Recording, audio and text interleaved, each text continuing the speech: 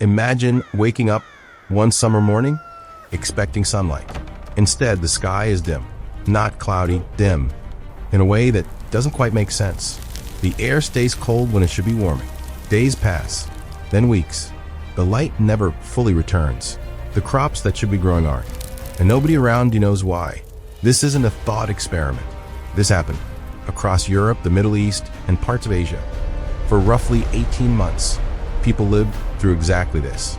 Historians and scientists now call it one of the strangest, most destructive stretches in recorded history.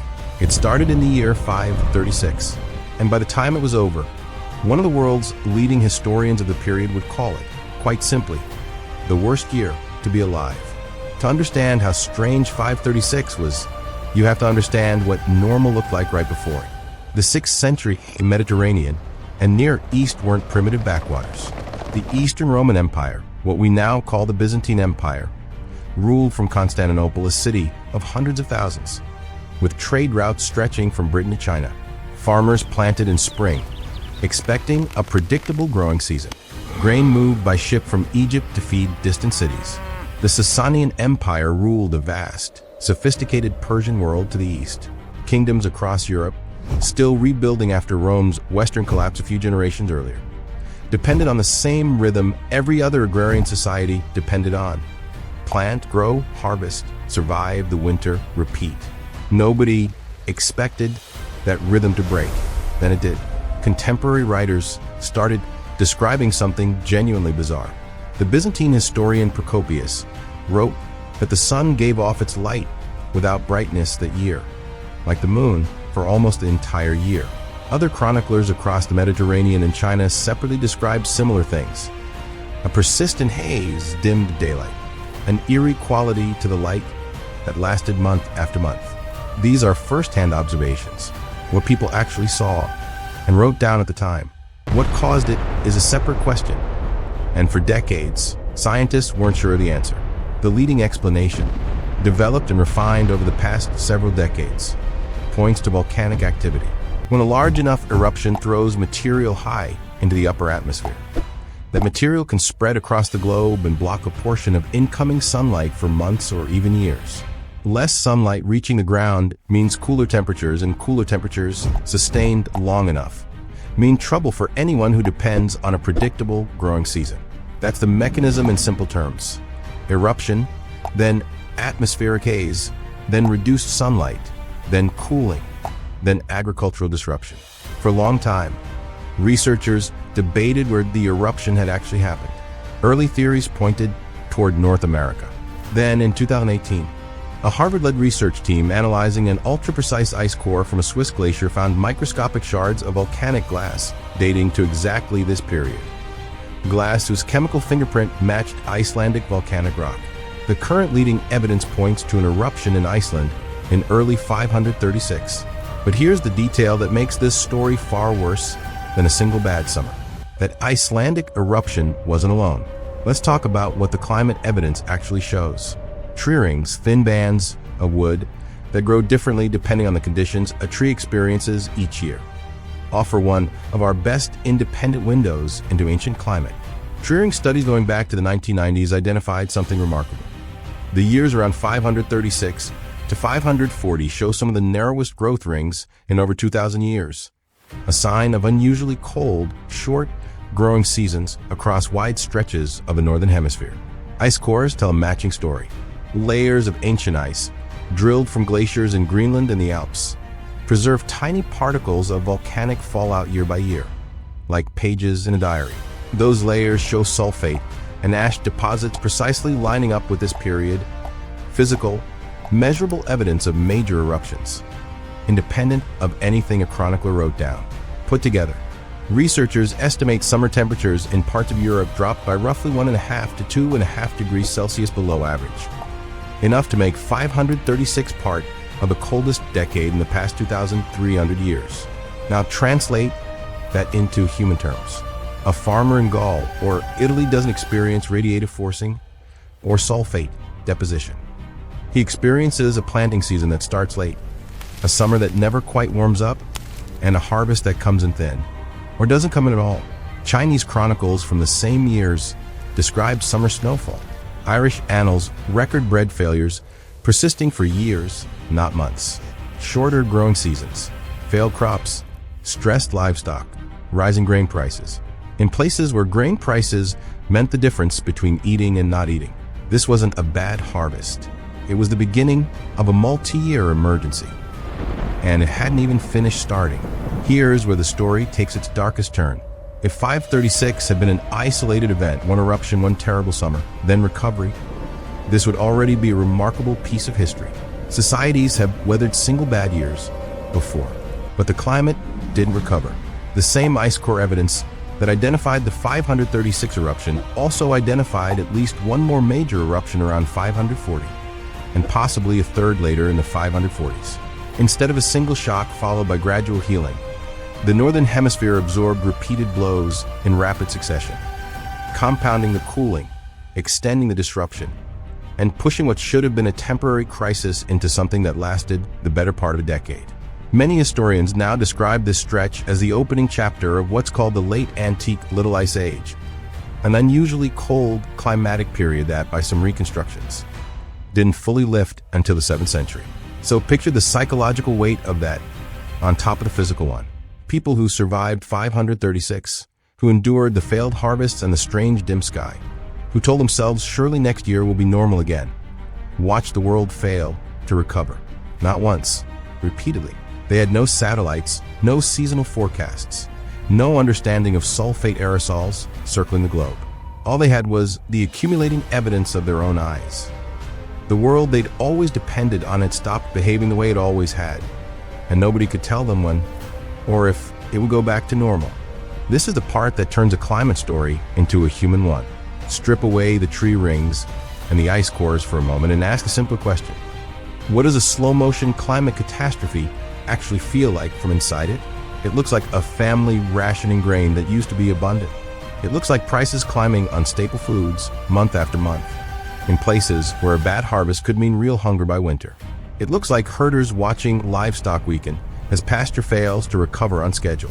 It looks like communities that depended on predictable trade routes suddenly dealing with shortages rippling in from regions hundreds of miles away. Sustained food insecurity like this doesn't stay contained to farms. It pushes people to move toward cities, toward regions that seem to be faring better, toward whatever promises stability. It strains the ability of local and imperial authorities to manage unrest. It weakens populations physically at exactly the moment when weakened populations are most vulnerable to whatever comes next. None of the people living through this had the vocabulary we have now. No one in 536 said climate disruption. They said, the harvest failed again. They said, grain is impossible to afford. They said, something is wrong with the world, and it isn't getting better. It would be tempting and historically irresponsible to say the volcano single-handedly broke 6th century civilization. It didn't work that way. History rarely does. The 6th century Mediterranean and Near East were already navigating serious pressures before 536 arrived. The Eastern Roman Empire under Justinian was in the middle of ambitious, expensive military campaigns to reclaim former Roman territory in Italy and North Africa. Tension with the Sasanian Empire to the east simmered, occasionally boiling into open war. Populations were shifting. Political structures across post-Roman Europe were still, in many places, unsettled. Climate disruption didn't create these pressures. It arrived on top of them, an additional stressor layered onto systems that were already strained. Historians studying this period are careful, and rightly so, about how they phrase the connections. Prolonged food insecurity may have contributed to political instability in already fragile regions. Resource stress likely added pressure to ongoing conflicts. Migration has been proposed as one factor in demographic shifts already underway. These aren't confident single-cause explanations. They're evidence-based observations about one stressor interacting with several others in a world that was already carrying a heavy load. That complexity, uncomfortable as it is closer to the truth than any tidy narrative of volcano causes empire's collapse. Then just a few years later came another blow entirely. In 541, A wave of bubonic plague broke out in Egypt and spread with terrifying speed across the Eastern Roman Empire and beyond. An outbreak historians call the Justinianic Plague, after the emperor whose reign is struck during. It would recur in waves for roughly 2 centuries. The timing matters here, and it's important to get the sequence right. The plague didn't arrive in 536. It arrived roughly 5 years later, after the initial climate shock, after the repeated eruptions, after years of documented food insecurity had already worn down communities across the region. Researchers have actively investigated whether the environmental disruption of the 530s and 540s interacted with the conditions that shaped how the plague spread or how severely it hit already stressed populations. This is a live area of historical and scientific research, not a settled cause and effect chain. What the evidence does support is a broader pattern. The people living through this period weren't facing a single crisis. They were facing a cascade: environmental disruption, food insecurity, political and military strain, and then on top of everything else, epidemic disease arriving in a world that had spent the better part of a decade already being ground down. So was 536 really literally the worst year in the entire history of human beings? That's not actually a question historians can answer with a scientific ranking. There's no objective scoreboard for suffering across 6,000 years of human civilization, spread across every continent, every culture, every disaster. Other centuries had their own catastrophes, plagues, famines, wars, that devastated other societies just as thoroughly. The phrase itself comes from Michael McCormick, a Harvard historian and archaeologist who chairs Harvard's Initiative for the Science of the Human Past. Speaking to the journal Science, McCormick described 536 as, in his words, the beginning of one of the worst periods to be alive, if not the worst year outright. It's become a powerful piece of shorthand for just how extraordinary this period was. It was never meant as a mathematically verified ranking of every year in human history. What actually matters isn't whether 536 wins some impossible contest. What matters is this: 536 marks the beginning of an unusually severe, unusually well-documented period of environmental disruption, visible independently in tree rings, ice cores, and written chronicles from 3 separate continents, that coincided with major, compounding stresses on the societies living through it. Multiple eruptions, repeated failed harvests, political strain, then plague. That convergence of evidence, not a single dramatic headline, is what makes this period genuinely remarkable to historians. And honestly, that nuance makes the story more credible, not less compelling. Here's the part that's easy to miss. The terrifying thing about 536 wasn't that the world ended in one dramatic instant. It was slower than that and stranger. People woke up, they went to work, they planted crops the way they always had, expecting the season to behave the way it always had. And little by little, month after month, year after year, they came to a realization no chronicle fully captures, but every one of them must have felt. The world they depended on had stopped working the way it was supposed to, and they had no idea why. No satellites tracking ash plumes, no seasonal forecasts, no ice core labs, no tree ring chronologies, no understanding of eruptions happening an ocean away in Iceland. Just the accumulating, unexplainable evidence that something fundamental had shifted, with absolutely no way of knowing whether next summer would be any different.